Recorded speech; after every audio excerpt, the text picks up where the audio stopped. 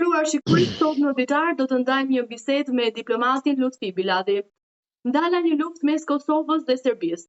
Kështu shpreu në një reagim pak ditë më parë presidenti i Shteteve të Bashkuara zoti Donald Trump, duke zhvendosur vëmendjen te dialogu midis Prishtinës dhe Beogradit për herë të parë që nga rikthimi në shtëpinë e bardhë. Zoti Biladi, nisur nga zotimi i zotit Trump, citoj këtu tekstualisht: "Unë do të rregulloj sërish marrëdhëniet." Çfarë pritet të ndodhë me Kosovën dhe Serbinë në muajt në vijim?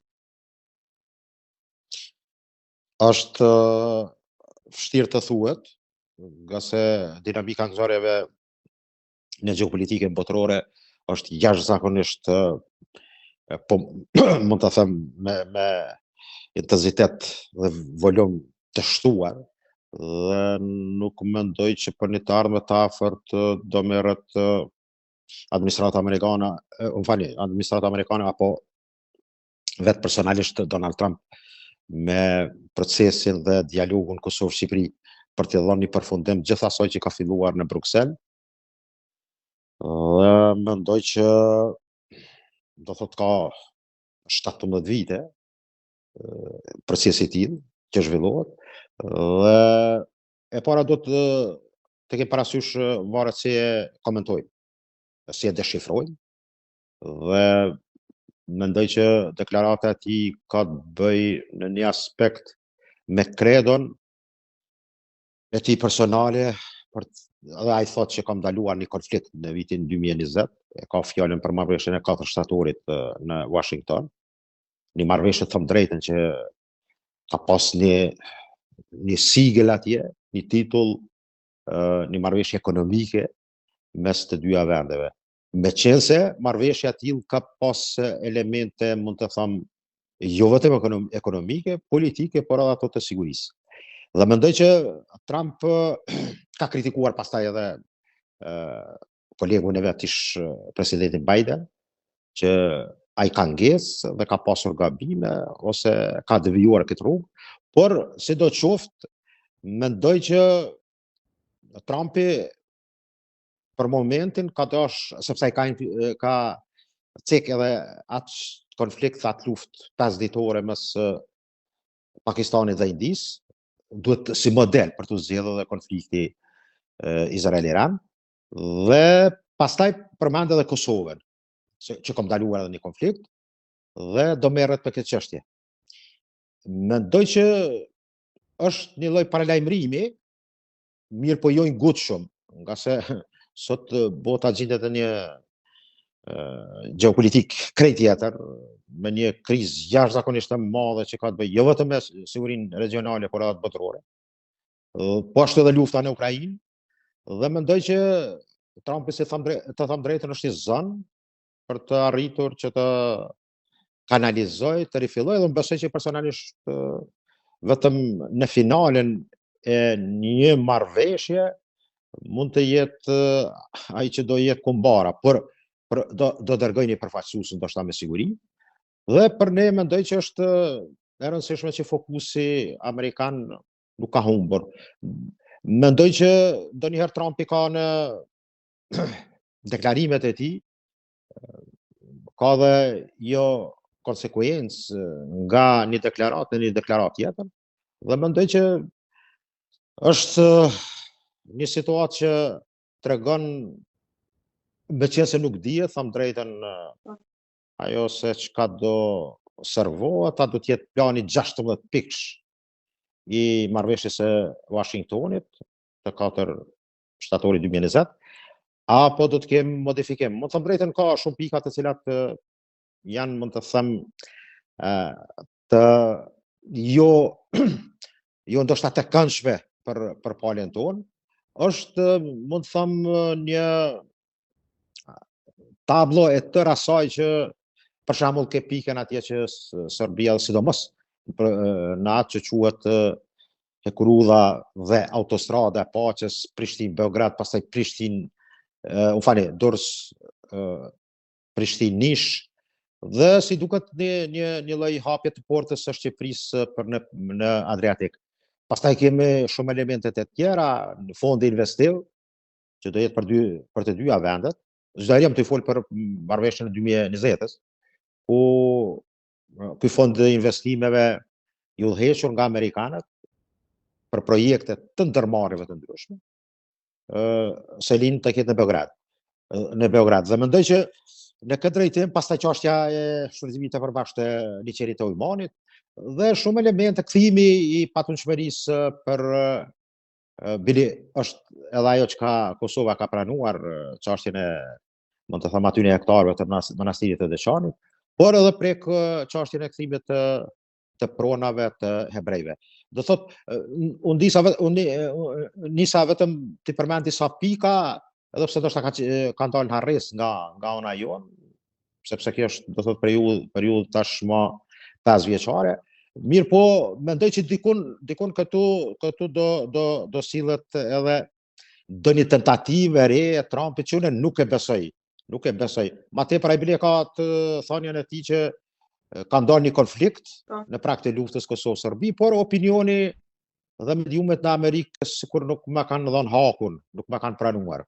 Dhe këtu shifet, mund të them drejtën, ajo që ka dashur të merr meritat për, mund të them, për atë çka është për epitetin e tij ose karrierën e tij të cilën dëshiron ta, mund të them kështu, ta mbush edhe me këto gjanash. Qartë. A mendon se ekziston një mundësi që Trump të imponoj Serbisë njohjen përfundimtare të Kosovës? Thonë të drejtën, mund, por unë droj për shumë skenare, nuk janë shumë, të shkojmë edhe në atë që të bëjmë 10 apo 15 skenare, janë, mendoj 2-3 skenare të mund shumë. I pari është ajo çka ai ka afruar edhe me nënshkrimin e saj që u bën nga natë ku ishte kryeministri Abdullah Hoti dhe presidenti Serb Vučić. Mendoj që edhe ajo marrëveshje për shembull ka qysh në fillim, në pikën e parë dhe në pikën e fundit, thuhet që Kosova, klapa Prishtina, po ashtu Serbia, klapa Beogradi, do thot lën dualitet të dyanshëm, pasi që nuk ka njohje dhe tu nuk ka qenë një farë kompromisi që të quhen edhe shtetet, por edhe kryeqytetet. Mendoj skenari i parë mund të jetë një lloj marrëveshje modifikuar që ka ndodhur dhe është nënshkruar, do thot para 5 viteve. Meqense ende nuk i ka 5, do thot në shtatorin e këtij viti, më falni, bën 5 vite. Dhe do thot ky mund të jetë një opsion i parë, pastaj mund të jetë një koordinim edhe me evropianët.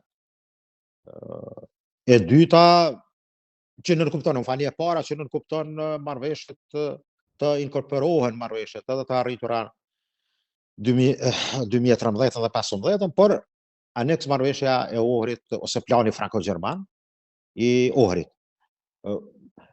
Ky do të ishte solucioni i parë.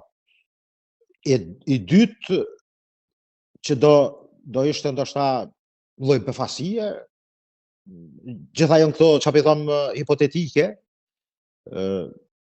ndarja ose më them shkëmbimi, më falni, i territoreve, që do ishte jashtëzakonisht dëshkuese për ne, nga se po që se preket veriu i Kosovës, mund të them gjithë ato resurse dhe pasuri, mund të them kështu, bota ka dhe krenohet dhe jeton me gjithë burimet e veta që i ka, si që janë mineralet e çmuara.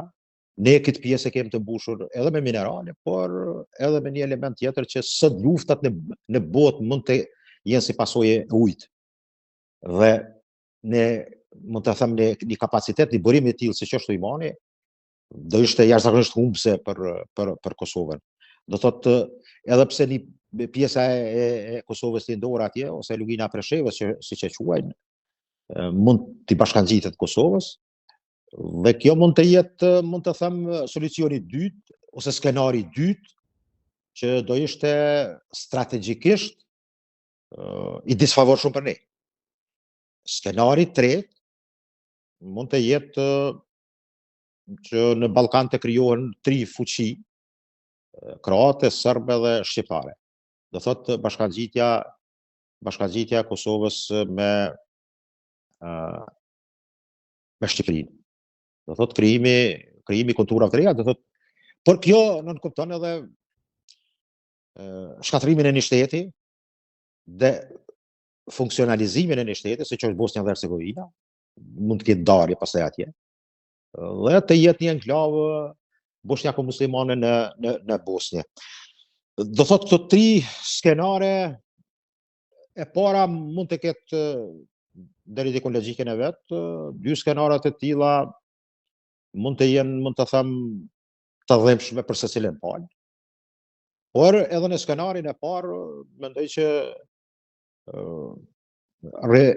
rregullimi brendshëm i Kosovës, sidomos me asociacionin, do të ishte një lloj bombe kurdisur për të ardhmen. Mendoj në 3 skenaret nuk jemi shumë në pozitë të mirë. Por mendoj që zbutja duhet të jetë në skenarin e parë, projektin e parë, i cili një kombinim, një dualitet mes marrëveshjes së Washingtonit dhe atyre që kanë ndodhur gjatë bisedimeve me ndërmesimin evropian gjatë viteve të kaluara. Do thotë, do kemi, sepse Trumpi është i paparashikueshëm, mund ta hedhë një ide dhe pastaj mund të sillmi rreth asaj ideje me 2-3 vite duke elaboruar, shkëmbyer akuza dhe kundërakuza, dhe do jetë, por kjo varet, mund të them, nga e gjithë ajo që do ndodhë në gjeopolitikën botërore. Ky do të jetë rangi i dytë, mund të them, ose i tretë, nga sa amerikanët janë, mund të them, sot jashtëzakonisht të ngarkuar me shumë procese që do ndodhen, që finalja mund të jetë pastaj nesër edhe në Indo-Paqësor me kinezët. Dua të ndalem pashtu tek tema më e nxehtë e javës fundit, që është përshkallëzimi i luftës së konfliktit midis Iranit dhe Izraelit, që këto 2 shtete vijojnë të godasin njëra tjetrën me raketa dhe përfshirjen e SBA-ve. Zoti Biladi, si mbërriti Izraeli dhe Irani deri në pikën e vëllimit, duke ndezur një konflikt që eshëm zgjon atë idenë e një lufte të tretë botërore? Është një historik i, mund të them, raporteve dhe marrëdhënieve ta quaj kështu persiano-hebreje. Meqense, mund të them drejtën, ky term që ja thash nuk përkon shumë, nga se 2000 vite Izrael nuk ka pasur shtet. Kultura persiane i ka, më them, një kulturë jashtëzakonisht e lashtë, me një pasuri jashtëzakonisht të madhe, qoftë në fushën e mendimit filozofik, pastaj atë shkencor, por edhe religioz. Mendoj që para ardhjes së Ayatollah Khomeinit në vitin 1979, me Reza Pahlavi, shahin e Iranit, raportet kanë qenë, mund të them, korrekte, nga se për Izraelin, bile ka njohur shtetin e Izraelit 48 në Irani. Do thotë, më duket mbas shteti i dytë musliman pas Turqisë, sepse Turqia është shteti i dytë pas 2 dite, pas 14 maj 1948 që ka njohur qeveria e atëhershme. Qeveria Menderesit ka qenë në Turqi. Por mendoj që raportet e tilla kanë filluar të zbresin dhe ta kenë, mund të them, një kontinuitet që ka lëvizur me,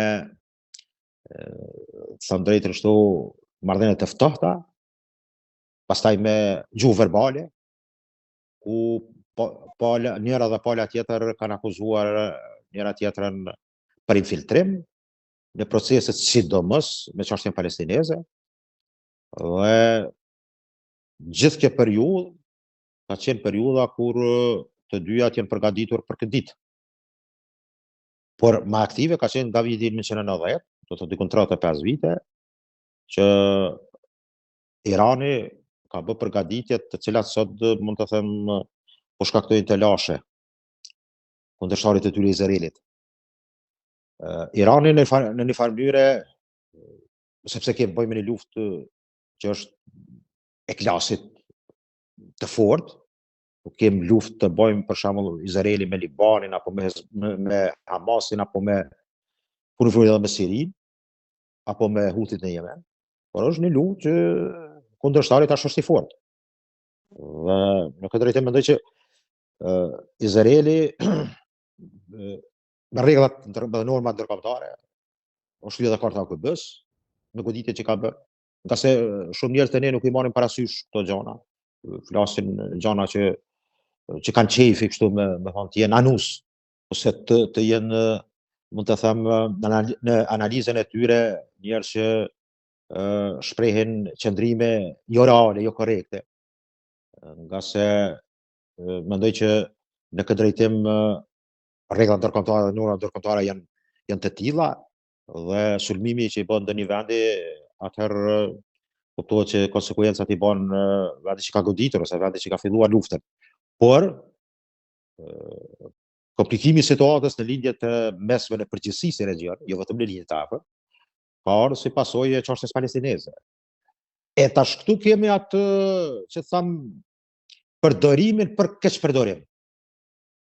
Dhe Irani ka arritur që, mund të them, proksin e tij në Liban, Siri, në kohën e Asadit, regjimit të Asadit, pastaj milicin shiite në Irak dhe Huthit në Yemen, të krijoj, mund të them, të qelulat ose ato mini aleancat me këta krah të tij që kauzën palestineze, si të them, ta merr përsipër. Dhe kjo deri dikun mund të them që ka arritur të ketë efektin e vet nga ana e Iranit, të krijojë një popularitet në botën islame në përgjithësi, nga se vendet, sepse në kuptimin islam, botë kuptimin islam janë dy rryma të ndara që nga halifi 4 në islam, të cilat kanë shkaktuar problematika të mëdha dhe sot ka një përçarje dhe mund të them herë e pakuptueshme. Dhe bota sunite, e cila në një farë mënyrë ka ato dilemat me shijat dhe kemi një situatë të tillë kur çështja palestineze është marrë në dorë të përkujdesit të Iranit. Mirë po, unë mendoj që është e dhimbshme ajo çka po ndodh në Gaza. Dhe dashur të trajtim, mund të them, jo vetëm i aspektit regional, por botëror, meqense mund të them drejtën zëri i humanitetit dhe i moralit njerëzor ka qenë bukur shumë i shprehur edhe nëpër parlamentet, mund të them, të shteteve perëndimore, të elitave intelektuale, shoqërisë civile, dhe kjo, mund të them drejtën, ka bërë atë që në opinionin ndërkombëtar, sidomos perëndimor, të ketë efektin e vet, sepse ka pasur, mund të them, një përkrahje jashtëzakonisht e madhe. Fundi fundit e nderuar, ne jemi njerëz gjithë dhe mendoj që spaku në çështjen e Gazës është i pikë përbashkët, sepse nuk ka rëndësi në cilin kontinent, në cilin grup etnie, në cilin religjion, njerëzit duhet ta ngrisin zërin e tyre. Dhe mendoj që në këtë drejtim se lufta nuk paraqet, mund të them, ligjërat humane apo morale. Lufta fiton ai që ka më shumë hekur. Dhe në këtë drejtim kemi një situatë e cila ka qenë e papritur, mund të them, për Izraelin, nga se goditja e parë në ditët e para të 13 qershorit, në mëngjesin e hershëm, ka qenë jashtëzakonisht goditje dhëmshme për Iranin, dhe mendoj që në strategjinë dhe në studimet ushtarake është rasti i parë që goditet jashtëzakonisht tash për kundërshtari, mirë po arrin të rivitalizohet jashtëzakonisht shpejt. Do thotë struktura komanduese janë goditur, janë vrarë general të ushtrisë edhe të Gardës Republikane Islamike, pastaj shkencëtar, dhe të arrihet një rikuperim i tillë i forcave të kundërshtarit të Izraelit dhe të arrihet të goditet Izraeli dhe Tel Avivi, Haifa, mund të them edhe shumë qytete tjera, Beersheba, për shembull sot tash duket paragjysore ke goditja që u bë ti distriktit jugor, kryeqyteti i distriktit jugor të Izraelit. Është jashtëzakonisht e dhëmshme për Izraelin, mirë po, tham drejtën, kjo situatë e tillë tregon që kemi një evolim për shkak të teknologjisë, tham drejtën, të zhvillimit teknologjik, që edhe shtetet të cilat është menduar që mund të goditen dhe të neutralizohen, kemi një situatë tjetër. Mendoni ju se Shtetet e Bashkuara të Amerikës do të hyjnë në mënyrë direkte në këtë konflikt dhe si shikoni stacionimin e 10 avionëve luftarak, bombarduesve dhe 3 anijeve në Mesdhen dhe në gjerin Persik nga ana e Trumpit? Po Trumpi ka pas një deklaratë, do thotë, të përmbramshme, kur më thot drejtën, Wall Street Journal dhe Bloomberg kanë paralajmëruar që goditja do të jetë atë natë, më njëhershme. Amerikanët dhe Trump personalisht ka hezitim, ndoshta në një pozitë jo të lehtë, nga se presionet e lobeve të ndryshme ose atyre më të fuqishme ndikojnë shumë në marrjen e vendimit të Trumpit. Më duket që 3 pikat të strategjisë të tij, të cilat i ka marrë me këshilltarët e sigurisë dhe të inteligjencës amerikane dhe me generalët e Pentagonit, të ushtrisë amerikane, kanë ardhur në përfundim që do thotë sulmi është i pavitueshëm, pika e parë, pika e dytë, mendojnë që do mos përfshihen në një luftë të gjatë në linjat e mesme. Dhe pika e tretë, ata dojnë të bëjnë shkatrimin e programit bërtamor të Iranit. Do thotë janë 3 pikat e strategjisë të cilat brenda kornizës 14 ditore ose 2 javore mund të kemi sulmin amerikan. Thonë drejtën, amerikanët kanë qenë dje, sot dhe nesër mburoja e Izraelit. Mund të them në aspektin asaj që disponon ushtarakisht Izraeli, komplet është edhe sistemi mbrojtjes kundërajrore, mund të them, sa ardhi i fundit, i cili është jashtëzakonisht efikas, është, do thotë, prodhim amerikan. Meqense mendoj që Arovi, por edhe kupolla e Qelikt, meqense kupolla e Qelikt është e ka, do thotë, aktivitetin e vet dikon 16 kilometra të narësisë, është domeni të shkurt, sidomos ka qenë projektuar për neutralizimin e raketave të Hamasit, Al-Qasamit, por sistemi tjetër i cili, mund të them, sistemi David, pastaj Patriot amerikan dhe Arrovi Treshi,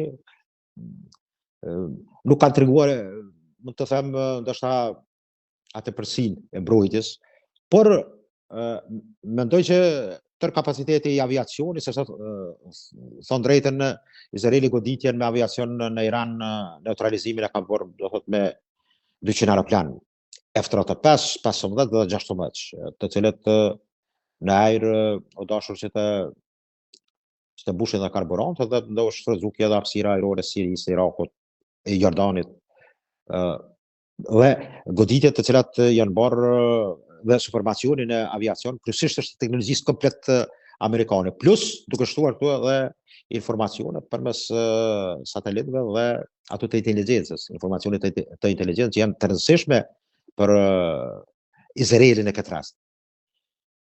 Irani ka treguar tjetër element, superioritetin raketor, balistik dhe hipersonik, dhe kjo po shihet që tash kemi me një shtet që i cili ka një goditje përmes aviacionit dhe sistemit të tyre të avionëve luftarak, dhe asaj që po duket se është e pandalshme çështja, sidomos e armëve hipersonike Fatah 1 dhe Fatah 2.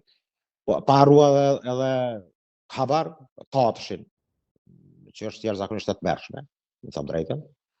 Dhe kjo është e tëra që kapacitetet e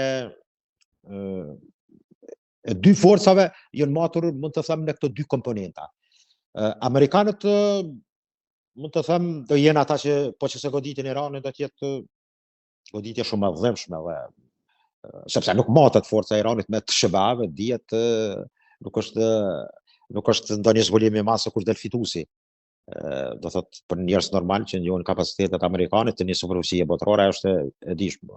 GBU-ja e 57 që bomba e cila dikon 13.600 kilogram, paramendoj është diçka do thot që brin deri në 60 metër në thellësi në bunkerat nëntoksor dhe atu pastaj eksplodon. Dhe krijon do thot atë mund të them atë shkatërimin që mund të bëhet secilët bunker nëntoksor.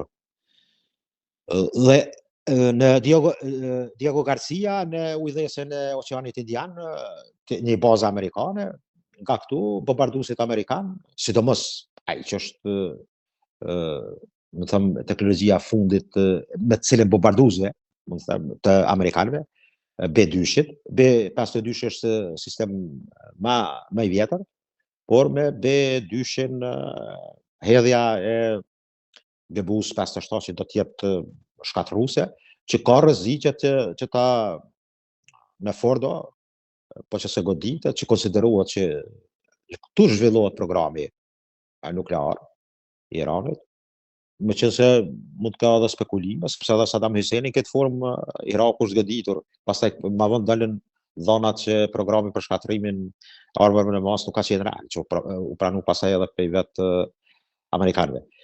Do thotë është pikpyetje që nuk duhet të spekuloj, është duke zhvilluar këtu programi nuklear i bombës bërthamore, por ky impant apo ky central bërthamor është në sytë e goditjes që të bëhet, edhe pse në malet Zogros, më fali, është do thotë një tjetër central i cili në 4.400 metra lartësi midetare dhe këto varmale paraqesin në veri perëndim të Iranit, ku është një popullat kurte e banuar ekskluziv, dhe këto varmale paraqesin, mund të them, atë arsenalin që mund ta ketë Irani. Por goditja aty dhe aeroplan bajzëve të anijeve amerikane që u kanë afruar, do thotë, pjesës mes detit arabik dhe oqeanit Indian, janë të cilat, të them, Diego Garcia ka 3.900 kilometra nga pika e jugore e Iranit, sepse Irani mendon që ta godas Diego Garcia, po lartësia nuk ka perimetër dhe domet të tillë të cila mund të arrijnë Diego Garcia.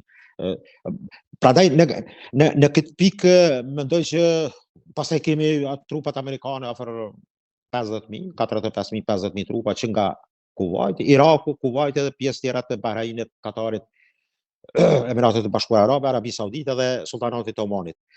Kjo pjesë është e mbushur, mund të them, me pika amerikane të cilat do të goditen. Sigurisht është territor shumë i afër dhe Irani besohet që ka kapacitetet e tilla.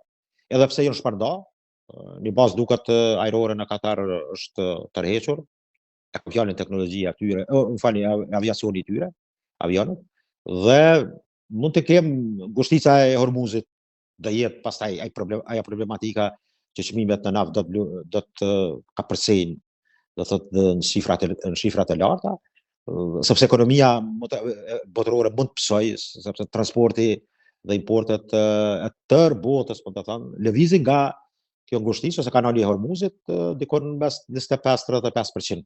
Dhe mund të kemi një skenar të njëjtë të vitit 1973, kur ka qenë lufta e Yom Kipurit, apo lufta e Ramazanit, ka koinciduar në muajin Ramazan, por Izraelit është përgatitur të japet një goditje nga Egjipti, Siria, Jordania dhe Iraku, mirë po Izraeli para se ata të mendojnë ta godasin, ky ka pri parë dhe i ka goditur. Dhe në këtë rast Arabia Saudite ka vënë sanksionet ndaj perëndimit, dhe ka qenë ajo kriza që njihen që ata unë tipo si po unë kom qenë fëmijë atko, do thotë 4 vjeçare sa i bie. Dhe mendoj që këtë situatë të sotshme a ka mundësi brenda këtij dy javori të ketë kontakte me Putin, Erdogan, Trump, Xi Jinping, do thotë janë 4 faktorë.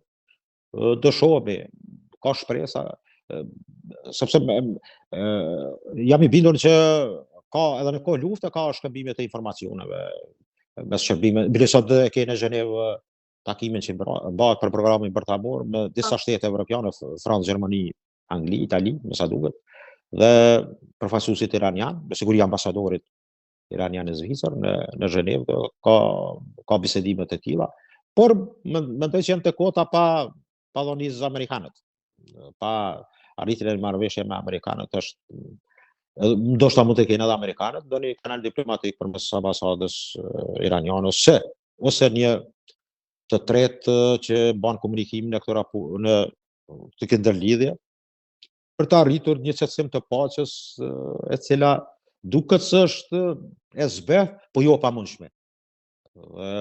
Do ishte mirë sepse është vërtetuar që po nëse fota goditet mund të kemë një Çernobil të dytë.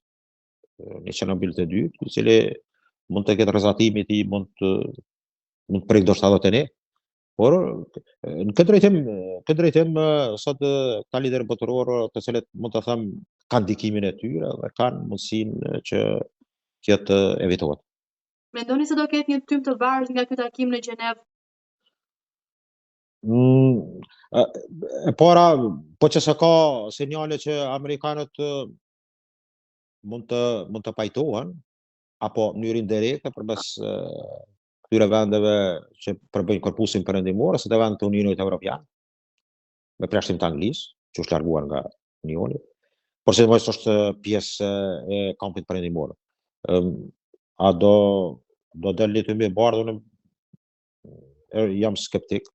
Ajo varet pak a shumë, meqense po që se Irani pranon që të ul në zero pasurimin e uraniumit nga 3.67%, të kaloj në zero, ka gjas, por është vështirë të thuhet për momentin, sepse në këtë botë kemi edhe aktorë tjerë, të cilët mund të them drejtën, Kina është jo zyrtarisht dhe në aspektin ushtarak për krahjet e Iranit, ka deklarat të them kështu të hap.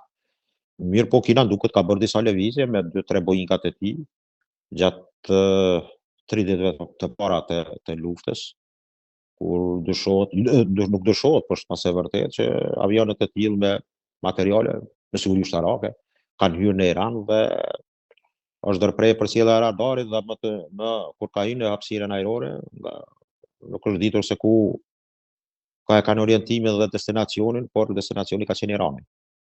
Kjo tregon që kemi thënë drejtën pak a shumë edhe me rigoditje që i bëhet BRICS-it, ose edhe 2 perandorive për primat asaj perëndimore dhe lidore të aziatike.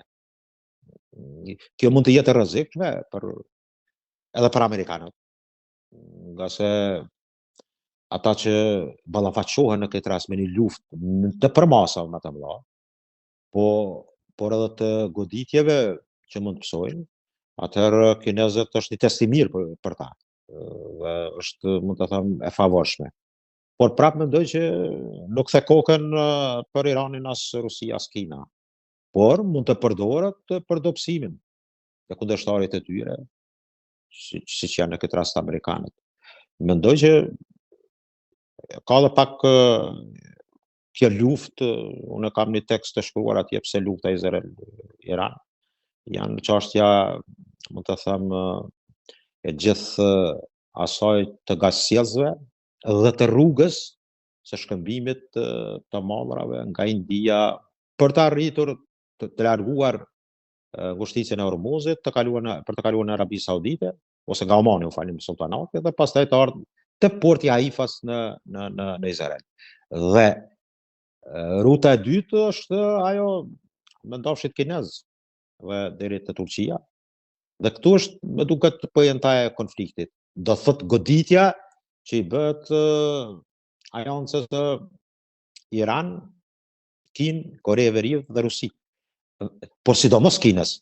Dhe në këtë drejtim kemi lëvizje të cilat, sepse çdo luftë prapa ka, mund të them, ato interesat ekonomike ose grabitin e resurseve ose rrugëve që sjellin këto të mira materiale, qarkullimin e tyre.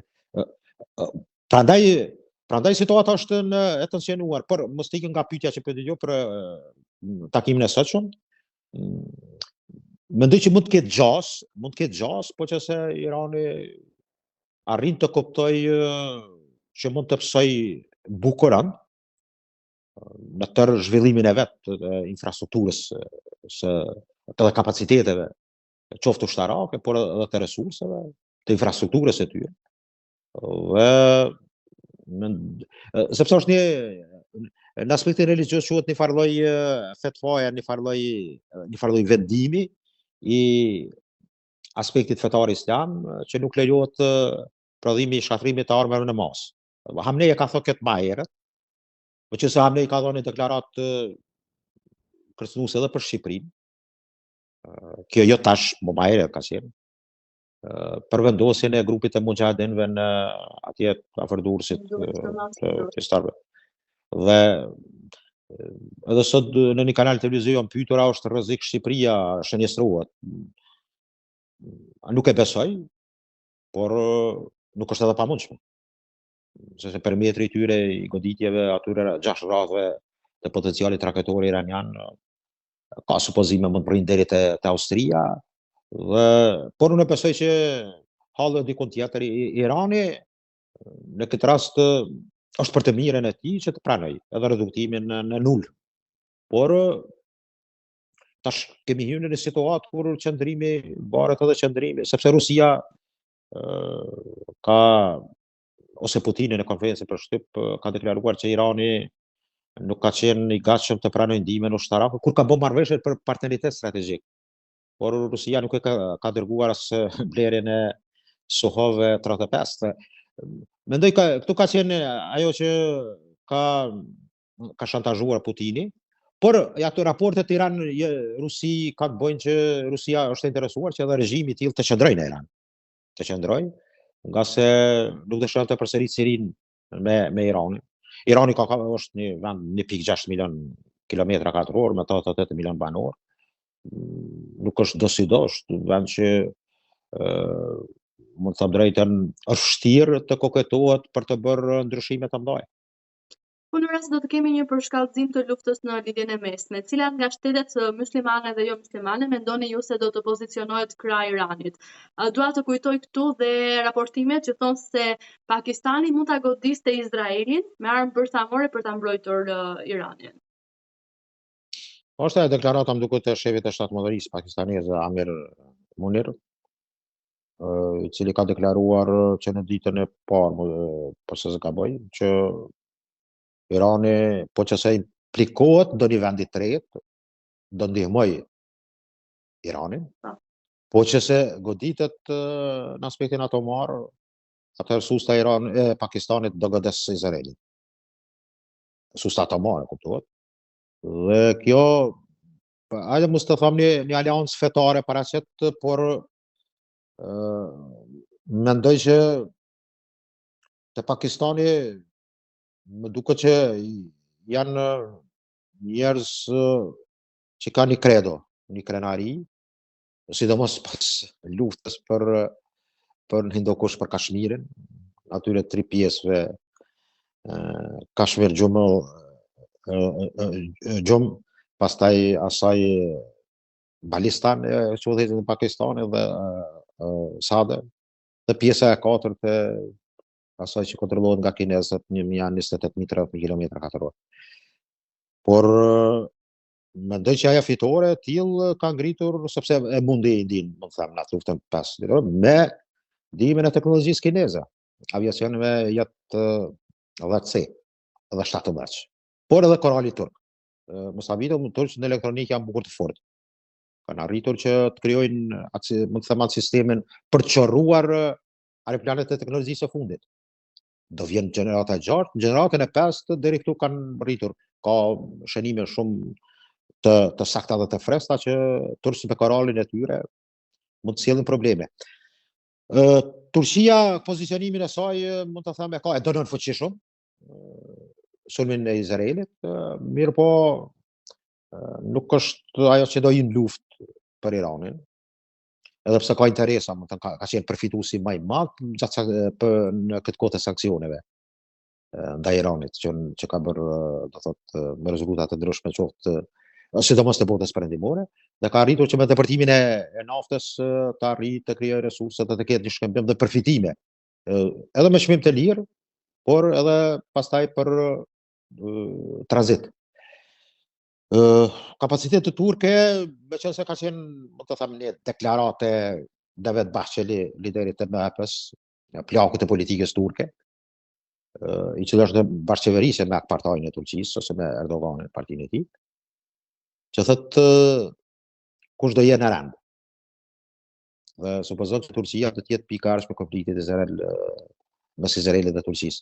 Do thotë ose edhe Pakistani në këtë rast, por mendoj që Turqia nuk intervenon ushtarakisht, vetëm po që se preken interesat e saj të drejt për drejt.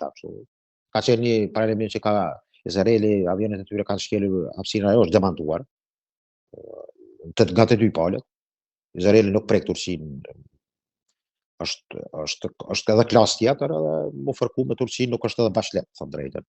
Por për momentin Turqia runi një strategji të zhvillimit të industrisë së saj të mbrojtjes që është, mund të them, në hapa jashtëzakonisht e shpejtë, dhe asaj që pret momentet. Momentalisht pastaj pjesa tjetër që përbëjnë vendet e Golfit dhe Arabia Saudite janë partneri numër 1 dhe dëstumat të Trumpit, nuk e dia dëstumat të Netanyahut, por ose Egjipti nuk është të pritet nga ata që do jenë ata që do i ndalin në ndihmë. Deklaratat e tyre publike janë, dënojnë agresorin, dënojnë këtë, dënojnë atë, por mund të them në një farë mënyrë Arabia Saudite ka dëshirë dobësimin e Iranit, sepse është premat për forcë dhe sipas tyre ata nuk e shohin me sy të mirë ngritjen e Iranit, forcimin e Iranit. Mirë po, është një luftë, mund të them, që bëhet edhe në aspektin e përbrendshëm ideologjik në botkuptimin islam, por edhe në primatin e forcës dhe kontrollimin e resurseve. Sepse po që se kemi, mund të them, një ndryshim në aspektin e përgjithshëm, ose të marrjes kaje të luftës që mund të përfshijë edhe shtetet e tjera të regionit, atëherë edhe për këto vende ose tri fuqit që përmenda, Turqinë, Arabinë Saudite dhe Iranin, nuk do të ishte ndoshta shumë e përshtatshme. Sipas jush, cili është çelësi i përfundimit të këtij konflikti? Mendoni se ka ndonjë gjë që mund ta përfundojë komplet konfliktin pa u përshkallëzuar? Mendoj që është e para programi iranian në bisedime, i cili ndoshta mund të ketë, por do jetë me kushte. Nga se po që se për Irani duhet të them kështu, nuk është mendimi imi, ajo është çështje që kërkojnë këtë rast amerikanë, me disponimin e Izraelit, që ky program do thotë të përdoret vetëm për programe dhe qëllime që kanë të bëjnë për medicinë, për energji, për furnizim energji elektrike. Bile Rusia ka nënshku kontratë me marrëveshje me Iranin për ndërtimin edhe të 7 apo 8 centraleve për qëllime pasore. Bushera nuk goditet në pjesën, mund të them, ku ka 200 inxhinier dhe ekspert rus. Putini dje deklaroi që ka marrëveshje dhe komunikim me Izraelin që mos goditet ky central. Iran do thotë, ndonjëherë njeriu mendon që ka kalkulime të tilla që mund të jetë luftë me precizitetin e marrëveshjes, ta quaj kështu, ose asaj që deri ku mund shkohet dhe deri ku jo, do disa vija të tilla. A ka shpresë? Mendoj që e para është programi, marrëveshja, kombinimin asaj peshës, mund të them, të bisedimeve. Por problemi është të dy fuqit, mund të them, të regionit, Izraeli dhe Irani, kush do jetë fituesi kësaj lufte. Dhe rezultati pastaj mund të nxirret që të dy palët paraqesin si sukses, si fitore, meqense mendoj që edhe Izraeli ka humbur kapacitetet e veta, është në limit, sidomos në aspektin e municioneve, pastaj të tërë teknologjisë e cila nënkupton në mbajtjen, pastaj organizimin dhe fillimin e marshutave, duket e 45 që ka një pauzë 7 pas aksioneve, dikur mos gaboj 72 orë. Të gjitha këto komplikojnë situatën, nga se Izraeli është një vend i vogël, është një vend dikun sa Shqipëria, me me 14 milion banor, dëtësi më të madhe, do thotë, për shkak të më të them të asaj që paraqet natyrën historike të 3 religioneve feve abrahamike, dikun 8 milion ebrej dhe 7 milion arab. Do thotë është një vend që i vogël ta quaj kështu, por kuptohet që ka ndihmën edhe për kujdesin e fuqisë më të madhe botërore. Meqense po them fuqisë më të madhe botërore, nga sa rendi i botëror nënkupton krijimin e asaj shumë polaritetit, i cili edhe në këtë luftë po sfidohet, më fal shpreh, po testohet. Dhe kjo do të ishte është ndoshta momentumi që ka shanse, po që se arrihet ajo marrëveshja e tre akterëve të influencës botërore. Këta tre aktorë do ta ndojnë zonat e influencës botë, amerikanë, kinezë dhe rusë. Dhe këta mund të vinë përfundim që kjo luftë në është në interes të tyre dhe të paqes që të ndalet. Shkop magjik tjetër është problem të vija, ose ai që arrin që ta ndërmoj kundërshtarin dhe të dorëzohet pa kushte. Është e dhimbshme për gjithë, qoftë banorët në Izrael, qoftë në Iran, për qytetarë, për civil, që goditjet e të ardhmes, po që eskalon situata, do të jenë të dhimbshme edhe për Tel Avivin edhe për Tehranin. Qartë, zoti Biladhi, unë ju falenderoj shumë për përgjigjet tuaja të theduara dhe për këtë analizë që ndriçon më shumë këtë konflikt. Është një astisje çdo herë, faleminderit. Faleminderit juve.